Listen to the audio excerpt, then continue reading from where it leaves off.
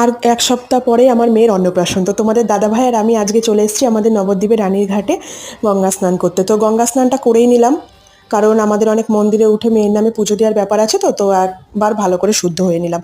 আর আজকের আকাশের ওয়েদারটা দেখো, এত সুন্দর চারপাশে, মানে কোনো মেঘলা ভাব নেই, আর খুব সুন্দর। আর আমরা 12টা সাড়ে 12টার পরে গিয়েছিলাম। ওই দেখো তোমাদের দাদাভাই এবার স্নান করছে, দেখো। তো সাবান টাবান মেখে স্নান করেছে, আমিও মেখেছি। আর এই যে তোমাদের দাদাভাই স্নান হয়ে গেছে, গামছা নিচ্ছে।